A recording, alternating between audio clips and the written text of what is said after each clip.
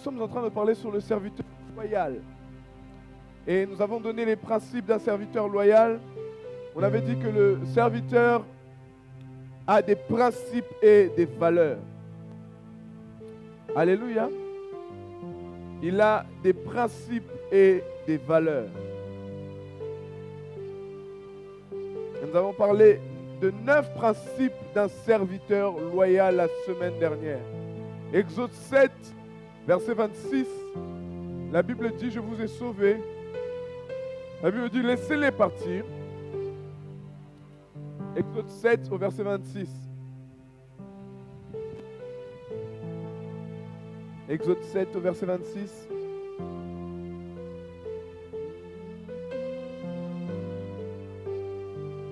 Ma bouche célèbre. Vas-y.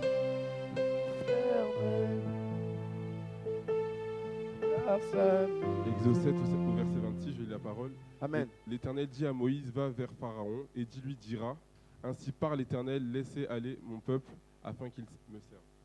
Il dit, ainsi parle l'Éternel, laissez aller mon peuple afin qu'il me serve. La semaine dernière, nous avons vu que nous avons été sauvés. Pourquoi? Nous avons été sauvés pour servir le Seigneur. Nous avons vu que nous avons été sauvés pour servir le Seigneur. Nous sommes chrétiens pour servir. Redis-le à ton voisin. Tu dis, je sais que tu le sais, mais nous sommes chrétiens pour Dieu, pour le servir. Alors il est primordial de s'engager dans la loyauté, de s'engager dans la fidélité, de s'engager dans le service, de s'engager dans l'obéissance, de s'engager à plaire à Dieu. Il est très important. Alléluia. C'est très important. Vous allez voir dans la Bible, mes amis, hier j'ai parlé d'un message très important sur le temps. Alléluia. Si vous ne l'avez pas suivi, je vous invite vraiment à aller écouter ça, c'est sur YouTube. Le temps, nous n'avons pas le temps. En réalité, le temps qu'on pense qu'on gagne, c'est le temps qu'on est en train de perdre. Tu peux voir n'importe quel chrétien illuminé et qui s'est converti. Tu lui dis, à quel moment aurais-tu souhaité être chrétien? Il t'aurait dit, forcément, que si on m'aurait parlé de Christ avant, j'aurais pu gagner du temps. Les amis, nous pensons gagner du temps dans la désobéissance. Nous pensons gagner du temps à faire ce qu'on veut. Nous pensons gagner du temps. Mais en réalité, nous sommes en train d'en perdre. Tu le vois dans les années futures où tu te diras pourquoi est-ce que je n'avais pas fait ce qu'il fallait à cet âge-là. On ne sert pas Dieu dans la négligence. Le fait de ne pas vouloir servir est une négligence. Et le fait de servir dans la négligence est un péché. Jérémie 48 au verset 10, la Bible dit cela. On ne prendra que la partie A. La Bible dit dans Jérémie 48 au verset 10. J'ai tellement de choses à dire, c'est pour ça que je vais aller assez vite. La Bible dit dans Jérémie 48 au verset 10, maudit, malheur à celui qui fait l'œuvre de l'Éternel avec négligence. Malheur à celui qui fait l'œuvre de Dieu avec négligence. Négligence, c'est Rémia. R-E-M-I-Y-A-H.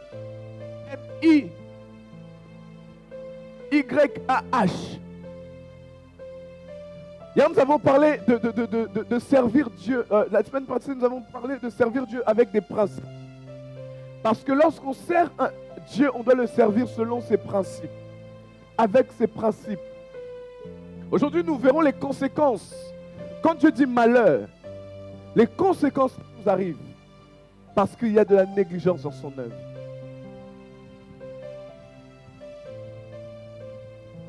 Je disais quand j'ai regardé l'église, je me suis dit, il y a quelque chose qui n'a pas été compris. Ou même que le diable est en train d'œuvrer dans la vie de certaines personnes. Alléluia. Dans mon parcours avec Christ, dans ma manière de le servir, n'ai-je pas eu des bas? J'ai eu beaucoup de bas. N'ai-je pas eu des moments compliqués? J'ai eu beaucoup de moments compliqués. N'ai-je pas eu des moments de doute? J'ai eu des moments de doute. Alléluia. Mais j'ai compris que je ne peux pas perdre du temps.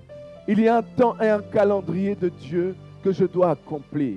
Il y a un temps et un calendrier que je dois faire. Alléluia. Négliger, c'est négliger certains principes. Négliger des principes. On a donné des principes. Mais servir Dieu avec orgueil, sans humilité. Servir Dieu avec pas d'assiduité. Tu dois commencer à servir Dieu à 10 heures. Tu n'es pas là à 10 heures.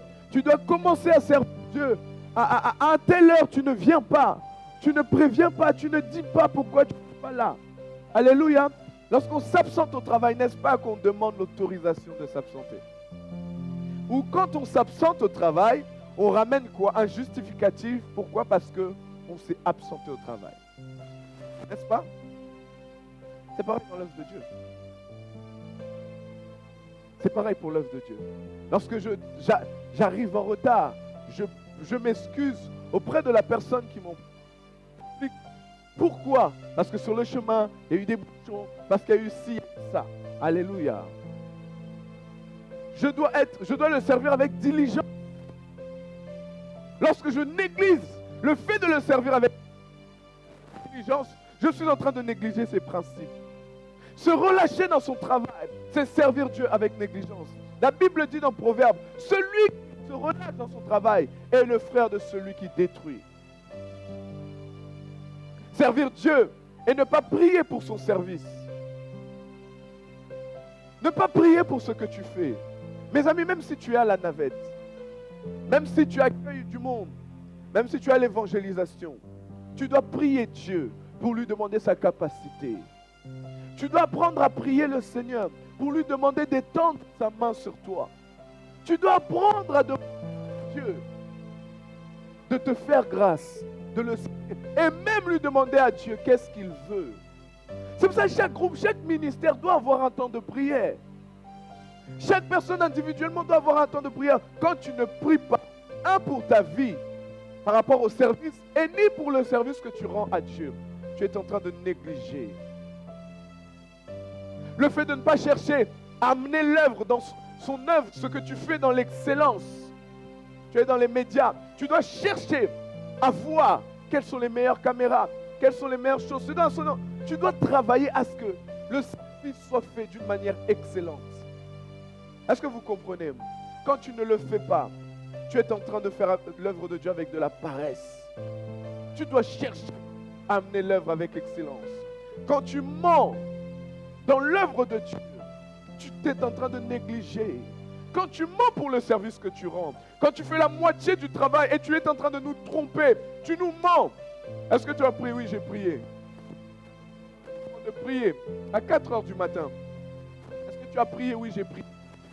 Tu n'as pas prié. Tu as juste mis go et après tu as mis fin. C'est tout. Mais tu n'as pas prié. Nous, on ne l'a pas vu, c'est passé devant nous, mais Dieu l'a vu. Vous comprenez? C'est de la négligence et de la paresse. Et il y a des conséquences spirituelles de cela. Lorsque tu combats un autre frère au service alors que toi-même tu es au service, ou non, tu es en train de négliger l'œuvre de Dieu et tu es en train de combattre. Tu montres à Dieu que tu le sers avec négligence. Vous allez voir, mes amis, personne n'est, même pas le pasteur, personne n'est indispensable. Il y a la loi des remplacements. Ou quand tu es à ta place, tu fais mal ton poste pour te remplacer. S'il ne te remplace pas en 2020, il te remplacera en 2021. Quand tu as une autosuffisance où tu penses que tu es trop bon, et sans toi, l'œuvre de Dieu va se casser la figure, tu te trompes.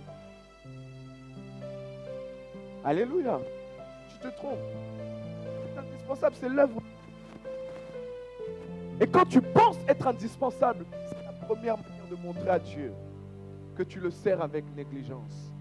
Parce que tu seras en suffisance.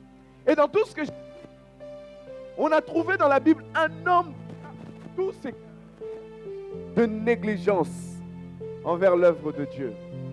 Et il s'appelle Saoul. On va prendre la Bible. On va suivre aujourd'hui l'histoire de Saoul. C'est un homme qui se pensait indispensable à Israël, indispensable à Dieu. Il négligeait les principes. Il se relâchait dans son travail. Il était paresseux peut-être parfois dans son travail. Il mentait. Il était double. Il avait un autre cœur. Il y a beaucoup de choses qu'il avait. Et il ne portait pas de fruits.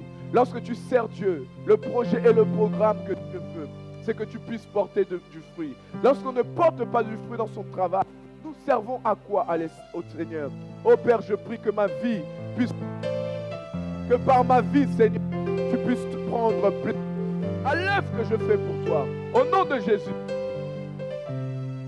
Moi, j'ai besoin d'une récompense céleste. J'ai besoin que Dieu soit fier de moi. Quand Dieu me dit il est fier de moi, c'est la quête de ma vie. Pas toi, mais ton voisin, lui, ton voisin a besoin d'abord d'acheter sa villa, se marier. Pas toi. Toi, je sais que comme moi, ton besoin, toi, c'est de plaire à Dieu. N'est-ce pas? Non? Alléluia. Saoul. Saoul est un homme que Dieu a choisi, comme toute personne qui serve Dieu. Un homme que Dieu a choisi, une personne que Dieu a trouvée. Et il a dit que non, il va lui faire du bien. Saoul, lorsque le peuple d'Israël demandait un roi, Saoul, c'est celui que Dieu met en place. Ça, ce sera dans 1 Samuel 9 et tout. Il y a plusieurs signes qui vont confirmer que cet homme est appelé de Dieu. 1 Samuel 9. Ah, il y en a beaucoup, il y a trop de versets.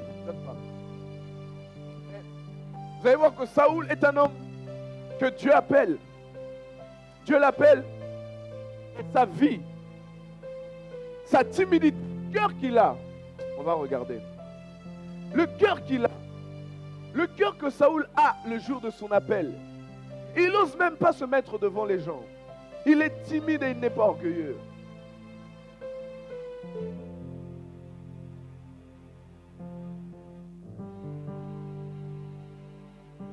Hein, Samuel 9.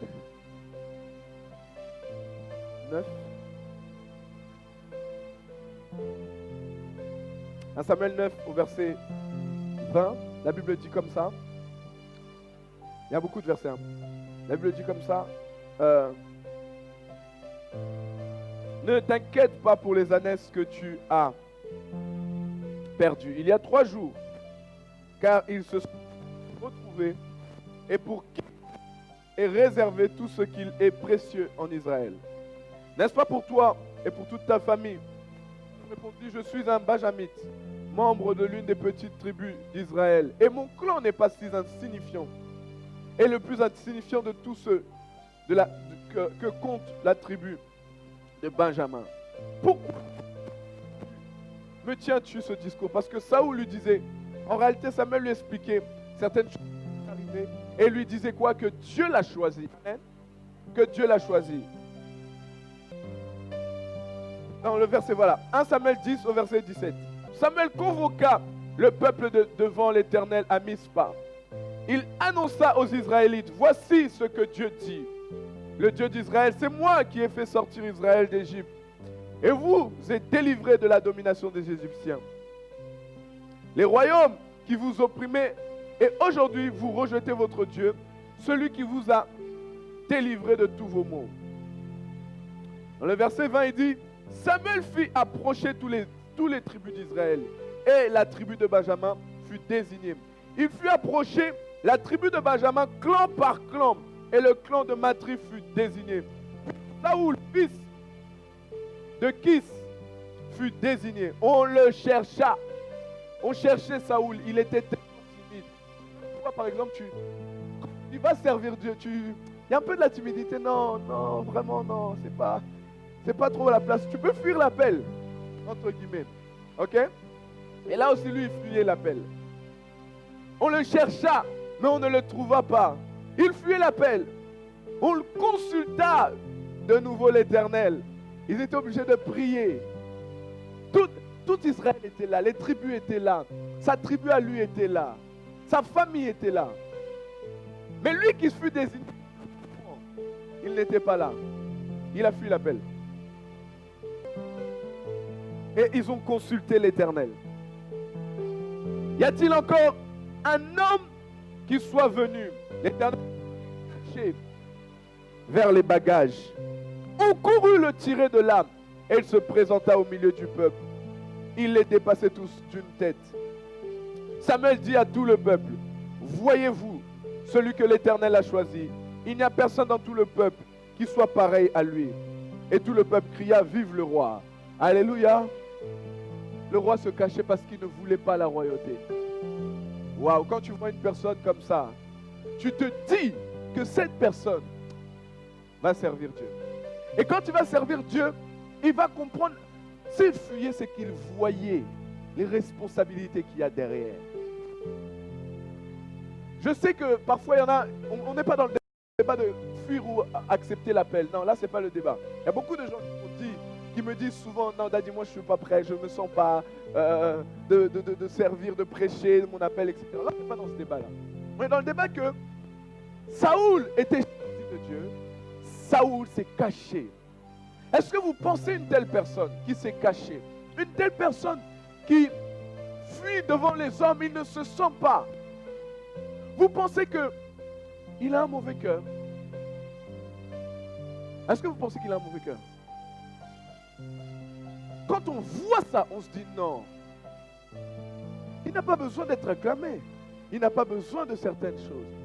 Mais parfois, bien aimé, lorsqu'on rentre à servir Dieu avec négligence, il y a des malheurs qui viennent. Saoul, c'est Dieu qui l'a choisi comme toi, Dieu t'a choisi. Alléluia. Mais quand tu rentres dans le service et tu sers Dieu avec négligence, un malheur s'attache à toi directement. Et si tu étais Saoul, tu deviendras. Il avait un bon cœur. Il se cachait. Il ne se montrait pas. Mais à cause de la négligence de l'œuvre de Dieu, Saoul va changer. Vous voulez continuer à suivre l'histoire de Saoul? Non? Oui, non?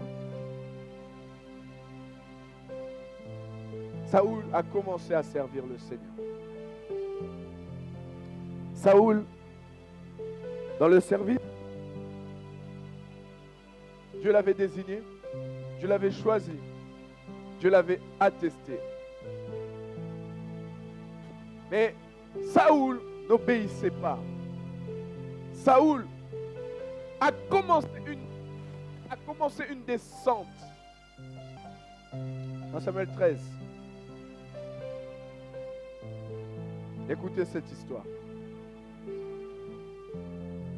Samuel était âgé de 30 ans lorsqu'il devint roi. Il régna depuis 2 ans sur Israël. Quand il choisit 3000 Israélites et 2000 étaient avec lui.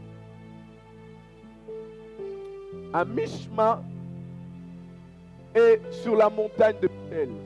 Et 1000 étaient avec Jonathan à Gibéa, Benjamin. Du reste du peuple, quant au reste, il le renvoya chacun dans sa tente. Jonathan bâtit la garnison des Philistins qui se trouvait à Géba. Et les Philistins l'apprirent. Saoul fit sonner de la trompette tout le pays en disant que les Hébreux l'apprennent. Tout Israël apprit que Saoul avait battu la garnison des Philistins et qu'Israël avait provoqué le dégoût des Philistins. Le peuple fut convoqué vers Saoul à Gibéa, à Gilgal. J'avance et j'avance. Dans le verset 7, il y eut aussi des Hébreux qui passèrent le Jourdain pour se rendre dans le pays de Gad et de Galad. Quant à Saoul, il était encore à Gilgal et tout le peuple qui se trouvait à ses côtés. Saoul attendit 7 jours au délai fixé par Samuel, mais celui-ci n'arrivait pas à Gilgal. Saoul devait faire une offrande, mais en fait chaque personne ne pouvait pas bâtir les offrandes. Il voulait bâtir une action de grâce, il voulait bâtir les Israélites. Mais ceux qui doivent le faire, c'est les serviteurs de Dieu, c'est les sacrificateurs qui doivent le faire. Et Saoul a attendu 7 jours, mais l'homme de Dieu n'arriva pas. Alors Saoul a décidé de pouvoir bâtir lui-même l'autel. Comme Samuel n'arrivait pas, mais celui-ci n'arrivait pas, et le peuple se disperser loin de Saoul. Saoul dit alors, amenez-moi les victimes destinées à l'Holocauste et au sacrifice de communion. Ils l'offrirent à l'Holocauste. En réalité, il avait désobéi à Dieu. La volonté de Dieu, ce n'était pas cela. Alléluia. Ça, c'est la négligence de Saoul. Alors, il finissait d'offrir l'Holocauste lorsque Samuel arriva. Saoul sortit à sa rencontre pour le saluer. Samuel dit, qu'as-tu fait? Saoul répondit, lorsque j'ai vu que le peuple se dispersait loin de moi, que tu n'arrivais pas dans le délai fixé et que les Philistins étaient rassemblés, je me suis dit, les Philistins vont descendre m'attaquer à Gilgal. Je n'ai pas imploré l'Éternel. Et je n'ai pas imploré l'Éternel.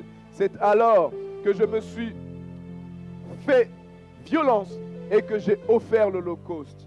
Samuel dit à Saoul, tu t'es comporté de façon stupide.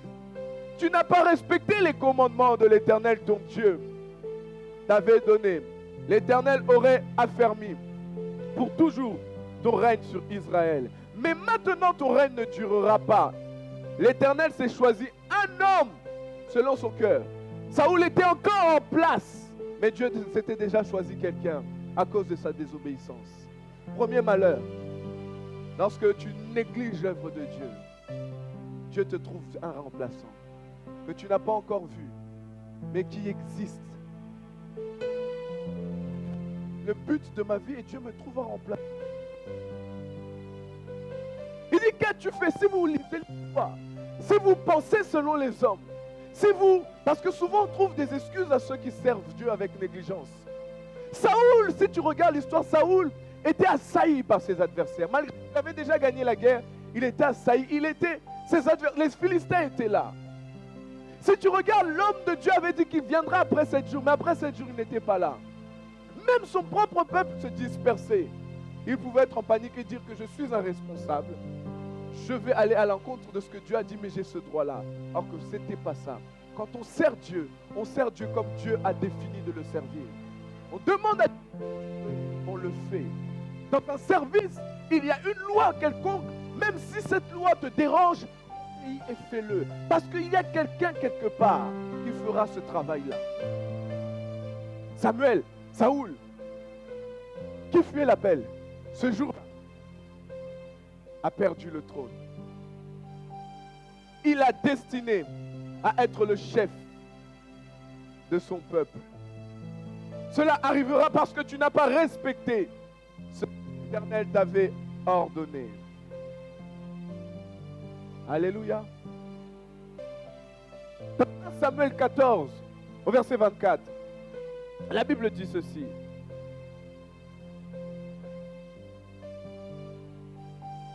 La journée fut fatigante pour Israël. Saoul avait lié le peuple par serment en disant, maudit soit l'homme qui prendra de la nourriture avant le soir, avant que je me sois vengé de mes ennemis, et personne n'avait pris de la nourriture.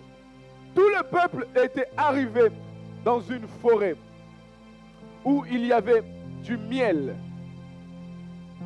à la surface du sol. Lorsque le peuple entra dans la forêt et il vit le miel couler, mais personne ne porta la main à la bouche, car le peuple respectait le serment. Quant à Jonathan, il ignorait le serment que son père avait fait faire au peuple. Il en avança la boue du bâton qu'il avait à la main, il plongea dans un rayon de miel et ramena à la bouche. Et sa vue devint claire. Alors quelqu'un du peuple lui adressa la parole. Ton père avait fait jurer au peuple d'Israël. Maudit soit l'homme qui prendra la nourriture aujourd'hui. Et le peuple est épuisé. Jonathan dit, mon père fait du tort au peuple. Regardez comme ma vue est devenue claire du fait que j'ai goûté un peu de ce miel. Si aujourd'hui le peuple avait mangé du butin qu'il avait trouvé chez les ennemis, la défaite des Philistins n'aurait-elle pas été plus grande? Il dit à son peuple que personne ne va manger, parce que lui doit tuer ses ennemis à lui. Il doit se venger de ses ennemis et personne ne va manger. Son peuple était affaibli, fatigué. Et Jonathan qui a goûté, il dit, mais vous ne voyez pas comment je suis. Deuxième négligence. C'est quoi cette responsabilité? C'est quoi cette... Il faut réfléchir. Il réfléchissait selon ses colères, selon ses compétitions, selon ses jalousies. Il servait avec ça. Donc c'est comme certaines personnes, quand tu sers avec ceux que tu aimes, ceux que tu n'aimes pas à l'église, tu ne serviras pas avec eux. Tu ne leur faciliteras pas la tâche. Alléluia. C'est exactement ce que Saoul a fait. Saoul, comment mes ennemis, personne dans mon peuple va manger avant que je les ai battus. La Bible dit que le peuple était faible. Oh mon Dieu. Que Dieu nous épargne de cela au nom de Jésus. Que Dieu nous épargne de ça. Il fait du tort au peuple. Il fait du tort au peuple. Il fait du tort au peuple. Et vous allez voir, dans 1 Samuel 15, je vous laisserai lire l'histoire à la maison. Dans 1 Samuel 15, voici ce que Dieu déclara pour la deuxième fois. 1 Samuel 15 au verset 35. Là, Dieu en avait marre de Saoul. La Bible dit, Samuel n'alla plus voir Saoul jusqu'au jour de sa mort. Samuel était le prophète d'Israël. Il devait collaborer avec le roi. Mais jusqu'à sa mort, il n'alla plus voir Saoul. La deuxième chose, lorsqu'on néglige Dieu, on entendra moins Dieu. On sera moins en connexion. L'onction va travailler. C'est comme le diable. L'onction va travailler. Parce que pour une fonction, il faut l'onction. Mais tu verras que cette personne, le Saint-Esprit lui dira plus, ne le conduira plus. Le Saint-Esprit, vivre avec le Saint-Esprit en paix, en joie, tout ça, ça ne sera plus le cas. C'est la deuxième chose. Samuel n'alla plus consulter, n'alla plus voir Saoul jusqu'à sa mort. En effet, il pleurait sur lui. Samuel pleurait, Seigneur, pardonne. Seigneur, pardonne Saoul. Seigneur, aie pitié de lui. Seigneur, aie pitié de Saoul. Samuel, le prophète d'Israël, et l'Éternel, parce que l'Éternel regrettait de l'avoir établi roi d'Israël. Je vous dis, Dieu regrette des choses rarement. J'ai vu Dieu regretter, se repentir d'avoir créé l'homme parce que l'homme était méchant. J'ai vu Dieu, J'ai vu Dieu souffrir d'avoir créé l'homme. J'ai vu Dieu souffrir par rapport au peuple d'Israël quand ils ont fait certaines choses. Mais c'est rare que dans la Bible on dit que Dieu regrette. Et Dieu a regretté mis Saoul comme roi de son peuple. Parce que lorsque Dieu avait choisi, il avait regardé son cœur. Et il avait vu qu'il avait un cœur pour servir. Alléluia. Malgré qu'il fuyait l'appel et ça a attesté qu'il avait un cœur pour servir. Mais dans le poste, nous avons certaines réalités, mes amis. Il y a des esprits. Quand tu sers Dieu, tu es en train de faire face à certains esprits. Il y aura des esprits. Peu importe ton service, il y a des esprits face à toi. Un pasteur qui prêche, pendant que je prêche et que tu comprends la vérité, et que tu comprends la parole, les esprits qui combattent ta vie te combattent toi, mais me combattent moi aussi. Ce qui est dur à ta vue vient en moi aussi. Alléluia. Quand tu es là devant, tu chantes autre chose. Juste le fait de chanter, les mauvais esprits, ça ne leur plaît pas. Alors ils t'attaquent, ils te combattent. Peu importe le service que tu rends à Dieu, tu es combattu. Et ça doit être une vérité que tu dois comprendre. Saoul servait Dieu. Et dans le service, il négligeait. Alors Samuel n'alla plus le voir.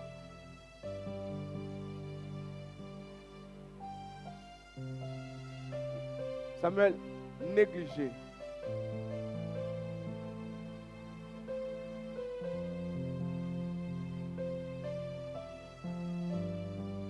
Par la suite, Dieu libéra un mauvais esprit. 1 Samuel 16.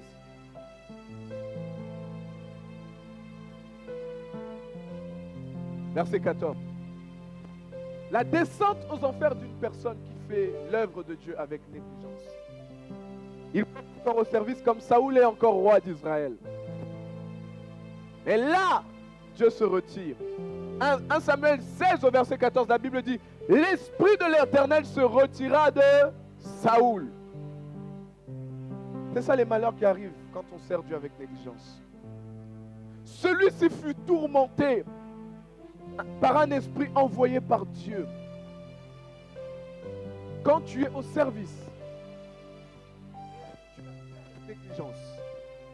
Et même lorsque tu es plus au service, en fait, quand tu servais, il y avait certaines choses spirituelles que tu ne sentais peut-être pas. Il faut être spirituel pour le sentir, qui te portait.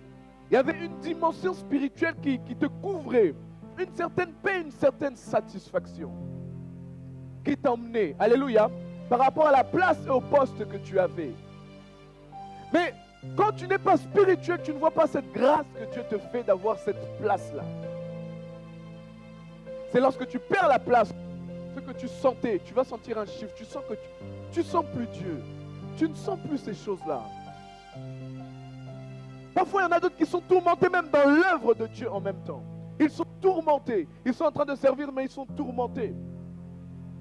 Par un esprit qui leur dit abandonne, abandonne, abandonne, abandonne. Un esprit mauvais qui leur dit que t'arrêtes de servir. Un esprit mauvais qui les tourmente à chaque fois. C'est un esprit mauvais qui a été envoyé par Saoul, par Dieu, pour Saoul. Dites vous a malheur à ceux qui servent Dieu avec négligence.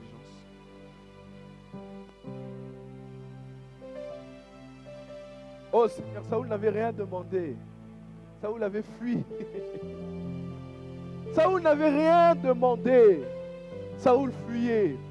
Tu le mets dans ces affaires-là et au final, c'est lui qui paye. Seigneur, quand j'ai lu cette histoire, j'ai dit, mais Dieu, franchement, le gars fuyait. Toi, tu le pousses à aller. Parce que Dieu est maître. Dieu décide de toutes choses. Comme lorsqu'il nous choisit en tant que chrétiens. On ne lui a pas demandé, mais il nous prend comme chrétiens et il veut que nous lavions nos robes. Il veut que nous lavons nos robes pour assister à la fête. Alléluia. Il veut qu'on soit propre devant lui pour aller au ciel. Quand Dieu se retire de toi, quand tu n'es pas spirituel, tu seras comme ça dans l'œuvre. L'onction était partie, mais il n'était pas capable de savoir que l'onction est partie. Dieu s'est retiré, mais il n'est pas capable de sentir que Dieu s'est retiré. Quand tu es spirituel, tu sens lorsque tu perds quelque chose. En fait, le diable est mauvais. Il est mauvais parce que lorsque tu es dans le service et tu reçois une promotion, tu ne sentiras pas que quelque chose s'est passé. Alléluia. Tu ne sentiras pas que tu as reçu un truc, une chose en plus. Tu ne sentiras pas. Mais lorsque tu n'es pas spirituel, ça c'est lorsque tu n'es pas spirituel. Lorsque tu es spirituel et que Dieu te promeut, tu as une promotion dans ton service, tu sens que quelque chose s'est passé. Alléluia. Tu sens que quelque chose s'est passé, tu te sens mieux. Lorsqu'on m'a mis l'huile pour être serviteur, j'ai senti que quelque chose s'est passé. Et même si je reçois une autre promotion, je le sens que dans mon esprit, il y a quelque chose de nouveau. Mais quand tu n'es pas spirituel et tu sais Dieu, tu ne sentiras pas ça. Tu ne comprendras pas le privilège que tu as. Mais maintenant, lorsque tu vas perdre ton poste, lorsque tu perds cette grâce, cette place, qu'est-ce qui se passe? Tu sens que tu as perdu quelque chose. Tu sens comme Saoul que Dieu s'est retiré de toi. Et un esprit mauvais te tourmente. Un esprit de querelle, un esprit de jalousie, un esprit mauvais te tourmente. Mais là, mes amis, Saoul était encore au service. Il était encore au service du roi. Un esprit envoyé par Dieu venait le tourmenter. Les serviteurs de Saoul dire, voici qu'un mauvais esprit t'est envoyé par Dieu pour te tourmenter. Comment il savait que cet mauvais esprit était envoyé par Dieu pour le tourmenter? C'est parce qu'ils étaient capables de lire les choses spirituelles. Mes amis, servons Dieu, non pas avec négligence, mais avec assiduité. Même si c'est difficile, même si c'est compliqué, servons Dieu avec assiduité, comment dire, soyons diligents, soyons réguliers, soyons sérieux, soyons persévérants. Il y a certains malheurs qui nous arrivent, c'est parce qu'on sert Dieu avec négligence.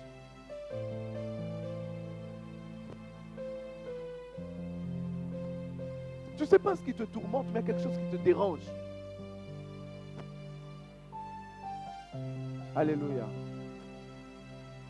1 Samuel 19. Non. Vous allez voir que maintenant il devient jaloux. Dans 1 Samuel 18, au verset 8, il deviendra jaloux de David. La jalousie va emporter son cœur. La jalousie va monter dans son cœur à Saoul. David répondit à Saoul. 18 au verset 10, pardon. Je me perds dans mes notes. Verset 8, pardon. Saoul fut très irrité. Il prit très mal la situation. Ils ont dit, on donne 10 000 à David et à moi que l'on donne 1000. Il ne lui manque plus que la royauté. Saoul regarda David avec malveillance à partir de ce jour et par la suite. Dès le premier jour, ce jour-là, c'était fini. Saoul regarda David autrement. Alléluia. C'est à cause de lui-même. Il sert Dieu avec négligence. Lorsqu'on sert Dieu avec négligence, il y a certaines conséquences qui nous arrivent. Ce n'est pas à cause de David. David avait un cœur pour l'œuvre. David avait le cœur pour servir. David plaisait, cherchait. Vous allez voir, ne servez pas Dieu avec négligence, mais David faisait des erreurs. Et Dieu ne l'a pas rejeté, n'a pas retiré l'esprit. Parce que tu peux servir Dieu avec diligence et faire des erreurs. Tu peux servir Dieu avec sérieux et faire des erreurs. Dieu va te reprendre, mais ne va pas te rejeter. Contrairement à celui qui sert avec négligence, il y a un malheur qui s'attache. Dis à ton voisin, je prie que un malheur ne s'attache pas à ta vie. Jusqu'à ce que Saoul, un esprit de meurtrier, rentre en lui. C'est pour ça que vous avez jamais entendu des histoires dans l'œuvre de Dieu. Un pasteur assistant a empoisonné son pasteur. Nous, on a reçu un jour un pasteur à l'église. Il dira que son fils spirituel, parce qu'il voulait son poste, l'a empoisonné. Bien aimé, pourquoi tu peux avoir un cœur qui devient comme ça? Lorsque tu commences au début, ton cœur n'est pas comme ça. Tu as un cœur qui veut servir, tu as un cœur qui veut aimer, tu as un cœur qui veut plaire, tu as un cœur pour plaire à Dieu et pour faire le service de Dieu convenablement. Mais dans le service, il y a des principes. Dans le service de Dieu, récemment, je parlais avec un pasteur, il m'a dit, Bosley, c'est le service le plus dur. Cette semaine, je parlais avec un pasteur, il me disait, Bosley, c'est le service le plus dur. Le plus dur. C'est un papa qui a plus de 40 ans dans le ministère. On m'a dit 37 ans.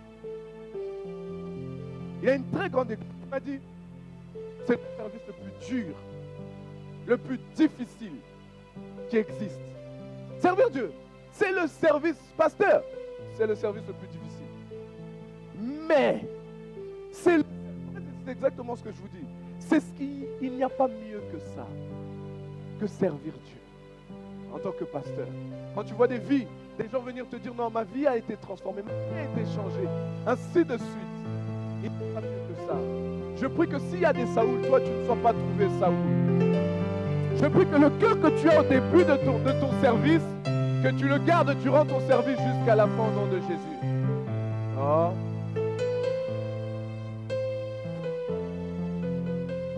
Oh Jésus, mon amour me bénit. Oh Rababosha.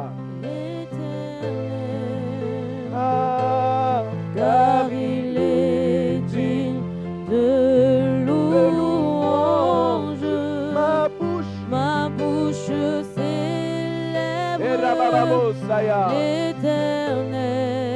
l'Éternel, car sa miséricorde durera à toujours. Oh, oh, oh, oh.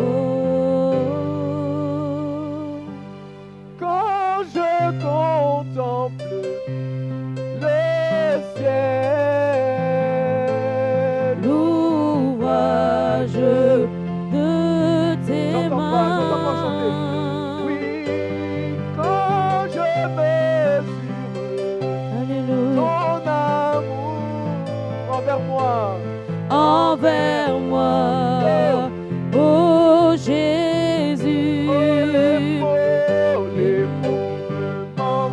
les mots me manquent pour te louer, pour t'adorer, oh Jésus, Oui,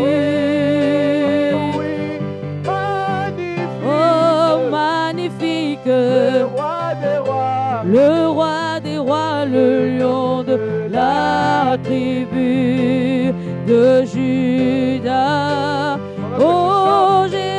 Que Dieu te fasse du bien. Attends Dieu. Oh, oh, oh, oh. Oui, quand je contemple le ciel, L'ouvrage de tes mains. oui, quand je regarde ton amour envers moi, Envers moi, oh Jésus, les mots me manquent, les mots me manquent pour te louer, pour te louer. pour t'adorer, oh Jésus, Seigneur, magnifique, oh magnifique, le roi des rois, le lion de la tribu de Judas, oh Jésus, oh, oh, et Ramasaraba. oh, oh, Aide-moi, place, que Dieu te garde. Que Dieu soit merci. Marababosha. Mon conseil, ne deviens pas Saoul, qui commence bien et qui finit mal. La Bible dit dans, je ne sais plus, dans Apocalypse, dans Actes, qui dit, vous couriez si bien, qui vous a stoppé? J'ai déjà vu des pasteurs bien commencer, avec un cœur, avec le cœur de servir, et dans le service, ils ont perdu le cœur. Ne sers pas Dieu avec négligence. Saoul, après avoir désobéi, après être tombé dans la jalousie, dans la compétition, il a eu l'esprit de meurtre où il voulait tuer David. Saoul va consulter maintenant. Saoul va assassiner des sacrificateurs de Dieu. 1 Samuel 16, 1 Samuel 22, au verset 16. Commence à tuer maintenant les serviteurs de Dieu. Le roi rétorqua, tu mourras à Chimélec, ainsi que toute ta famille. Puis il ordonna aux gardes qui se tenaient près de lui, tournez-vous et mettez à mort les prêtres de l'Éternel, car ils sont de mèche avec David. Ils savaient bien qu'il était en fuite et ne m'ont pas averti. Mais les serviteurs du roi ne voulurent pas avancer la main pour frapper les prêtres de l'Éternel. Ça, c'était un truc impossible au début à Saoul pour faire. Au début, c'était impossible à Saoul de tuer un prêtre de l'Éternel. Souvenez-vous quand Samuel vient lui parler, il dit, mais tu mettais du temps, mes ennemis, et ainsi de suite. Souvenez-vous comment il parlait au début. Maintenant, il peut parler des serviteurs de Dieu sans problème. Il peut parler mal des serviteurs de Dieu. Il peut même les assassiner, ça ne le dérange pas. Servir Dieu avec négligence.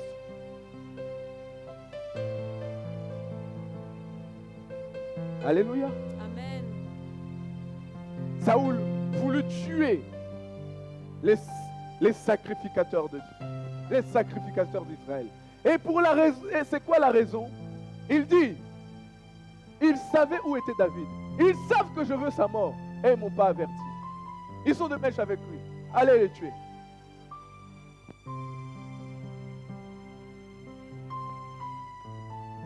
Après avoir fait tout ça, il tombe dans l'occultisme.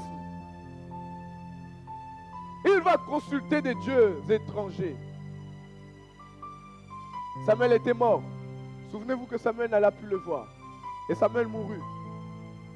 Dans 1 Samuel 28, vous allez voir qu'il va aller voir une femme pour interroger les morts. Lui qui sert l'Éternel. Il est à la tête du pays que Dieu s'est choisi. Dieu dit que Israël est son premier-né. Son fils est né. Il est à la tête. Mais maintenant, il commence à aller consulter des morts. Voici les conséquences de servir Dieu avec négligence. Tu ne t'en rends pas compte. Tu ne sais même pas. On te demande la loyauté, ça te fait mal au cœur, la loyauté. On fait les enseignements le jeudi là. On fait les enseignements sur la loyauté. Ça te fait mal au cœur. Tu ne veux pas. Tu es dans le relâchement, dans la paresse, dans la tromperie. Tu es nonchalant pour l'œuvre de Dieu. Tu négliges les principes et tu ne comprends pas. Ton cœur change. Malgré des signes qui confirmaient l'appel de Saoul, Saoul a désobéi. Saoul a pris une décision. La décision qu'il prend, c'est, écoutez, personne ne va manger. Je dois d'abord tuer mes ennemis. Vous comprenez? Un roi a la responsabilité du peuple. Un roi a la responsabilité qu'il y ait un bien-être dans son peuple. Mais le roi, pour ses intérêts personnels. Alléluia. Amen. Mes amis, ne devenez pas Saoul. Saoul est un mauvais exemple à ne pas apprendre. Si c'est maintenant qu'il faut se repentir et servir Dieu avec diligence, fais-le. Mais ne fais pas rentrer de la négligence. Même si ton responsable de secteur ou de département est difficile à vivre. La Bible dit obéissez à vos conducteurs. Même ceux qui sont méchants. Fais-le. Parce qu'un jour, le diable est à la porte de ton cœur. Tu ne sentiras pas que tu es en train de perdre Dieu. Amen. C'est lorsque tu perdras ce que Dieu t'a donné que tu verras que là où tu étais, c'était un privilège. Je vois une église changer et maintenant voir le privilège de servir le Seigneur. Voir le privilège de la place que Dieu t'a posée. Voir le privilège de là où Dieu te place. Et les choses changent au nom de Jésus. Amen. Alléluia. Luc 13 au verset 7. Vous avez compris les malheurs? Quand Dieu dit malheur à celui qui me sert avec négligence. Luc 13 au verset 7. La Bible dit, alors il dit au vigneron, même on va même monter. Il y avait aussi la parabole de cet homme. Il dit aussi cette parabole. Un homme avait un figuier planté dans sa vigne. Il vint et il cherchait du fruit. Il n'en trouva pas. Alors il dit au vigneron, voilà 3 ans. Voilà 3 ans que je viens chercher du fruit sur ce figuier. Et je n'en trouve pas. Il dit, ça fait 3 ans que je viens chercher du fruit, je n'en trouve pas. Il dit, coupe-le et jette-la où? Est-ce que vous lisez bien avec moi? Il dit quoi? Coupe-le et fais quoi? Coupe-le pourquoi? Il dit, coupe-le pourquoi? Occupe-t-il la terre inutilement? Le vigneron dit, Seigneur, laisse-le encore cette année. Je creuserai tout autour et j'y mettrai du fumier. Peut-être qu'à l'avenir, il donnera du fruit, sinon tu le couperas. Alléluia. Amen. Dans d'autres versions, on dit, le jeter au feu. Parce qu'il remplit la terre inutilement. Mes amis, je vous ai donné le verset dans Exode qui dit que Dieu nous a sauvés pour le servir. Il a fait ses choix, il a fait ses calculs, il a fait ses projets. Et en réalité, il ne demande pas vraiment notre avis parce qu'il sait ce qui est bon pour nous. Ok? Est-ce que tu as choisi ta famille? Qui a eu la grâce de choisir son père et sa mère? Ah, personne. Quand on est arrivé, c'est Dieu qui nous a dit que c'est Dieu qui nous a montré nos parents. Alléluia. On n'a pas eu le choix, c'est comme ça. Ils ont des défauts, des qualités, on les aime. Amen. Est-ce que tu as choisi ton frère et ta soeur? Des fois, tu as envie de le... Mais c'est ton frère et c'est ta soeur. Est-ce qu'on a choisi? Qui a choisi son frère? Qui a choisi sa soeur? Même ceux qui sont parents, est-ce que tu as choisi ton fils ou ta fille? Tu as choisi qu'il ait une grande beauté là, là, là. Tu n'as pas choisi. C'est Dieu qui a choisi. Mais quand tu regardes cette créature, tu dis, qu'est-ce que je l'aime.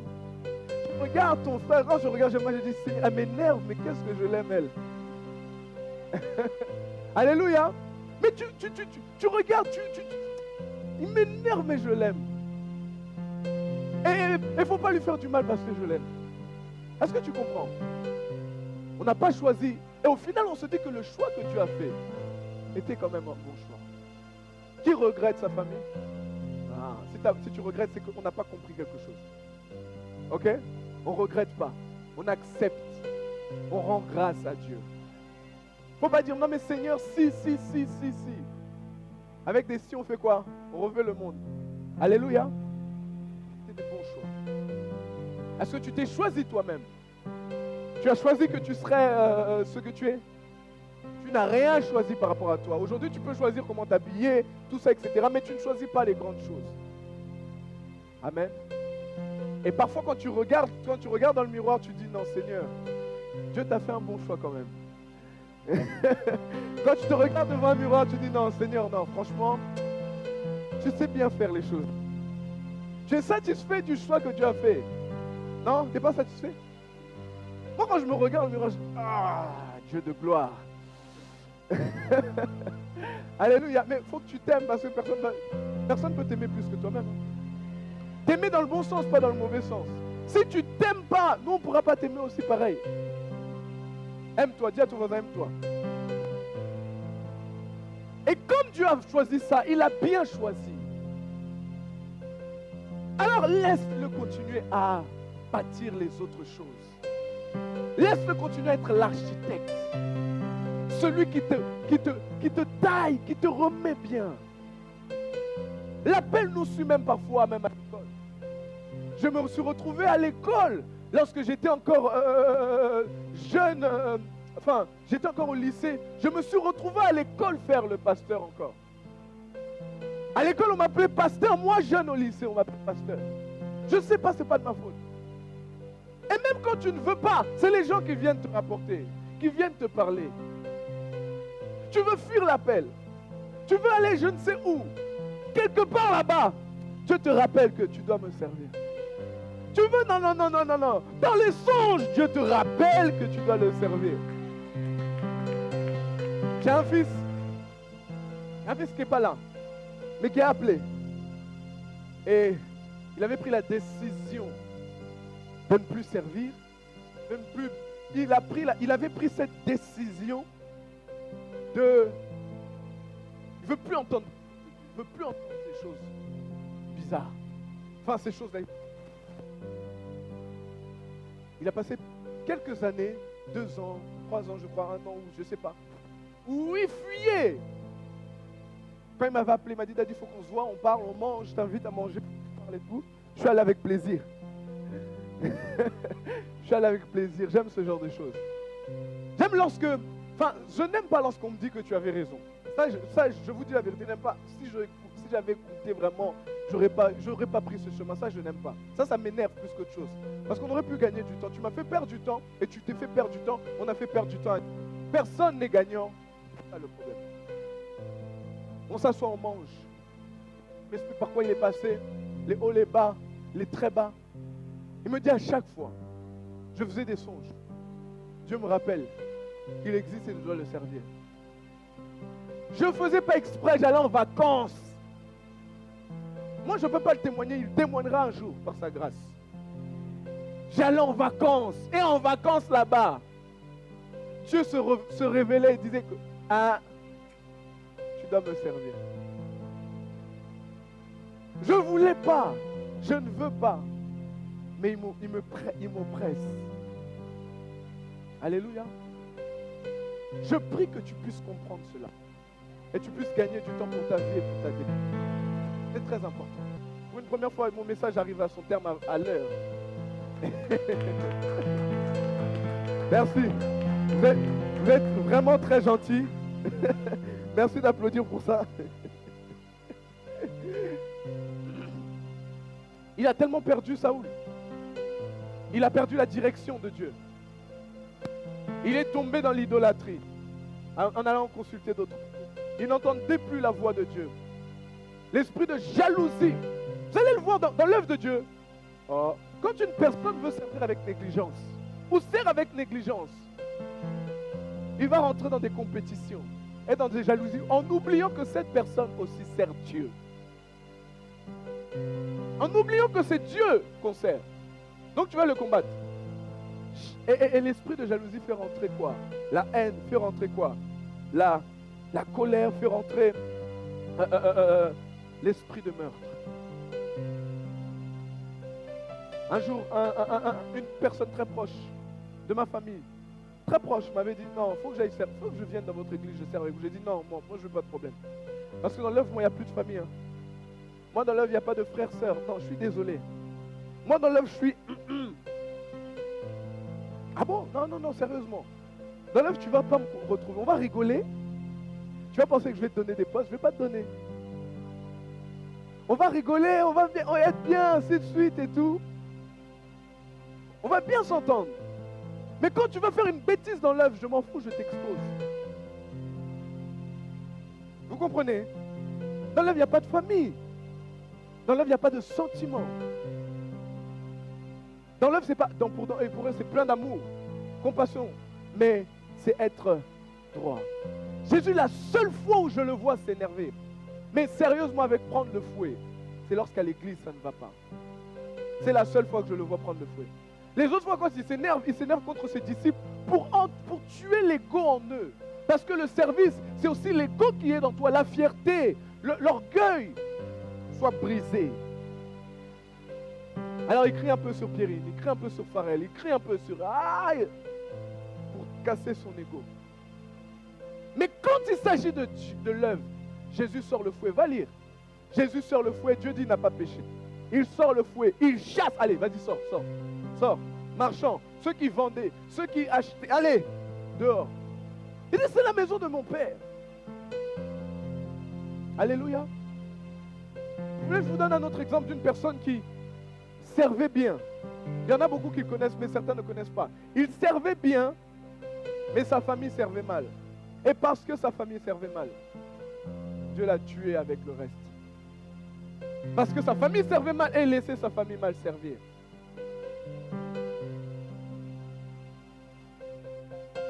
Dans 1 Samuel, toujours 1 Samuel 2, verset 12, et bientôt on va clôturer. En avance. La Bible dit les fils d'Élie étaient des vauriens qui ne connaissaient pas l'Éternel. Dans 1 Samuel 2, verset 12. Il dit les fils d'Élie étaient des vauriens qui ne connaissaient pas l'Éternel. Voici quelles étaient la manière d'agir de ces prêtres envers le peuple. Dans l'œuvre de Dieu, il n'y a pas d'amis où c'est mon ami donc il a droit à tout. Là, c'était ses fils. Il était sacrificateur, c'était ses fils biologiques. La Bible les appelle des vauriens qui ne connaissaient pas Dieu. Et qui étaient là. La manière d'agir de ces prêtres envers le peuple. Voici quelle manière d'agir envers ces... C'était des prêtres en plus. Alléluia. Lorsque quelqu'un offrait un sacrifice, le serviteur du prêtre arrivait au moment où l'on faisait cuire la viande. Tenant la main une fourchette à trois dents et il piquait dans le récipient dans le charbon, dans la marmite ou dans le pot. Et tout ce que la fourchette ramenait, le prêtre le prenait pour lui. En fait, les sacrifices qu'on offrait à Dieu, lui, il piquait pour pouvoir prendre pour lui. Je continue. Voici comment il agissait vis-à-vis de tous les Israélites qui venaient à Silo. Avant même qu'on ne fasse brûler la graisse, le serviteur du prêtre arrivait et disait: à celui qui offrait le sacrifice, donne de la viande à rôtir pour le prêtre. Il n'acceptera de ta part aucune viande cuite. C'est de la viande crue qu'il veut. Si l'homme lui disait: quand on aura brûlé la graisse, tu prendras ce qui te plaira, le serviteur répondait: non, donne-la maintenant, sinon je la prends de force. Ces gens-là, ces jeunes gens, se rendaient coupables d'un très grand péché devant l'Éternel, parce qu'ils traitaient avec mépris les offrandes faites à l'Éternel. Alléluia. Regardez la suite.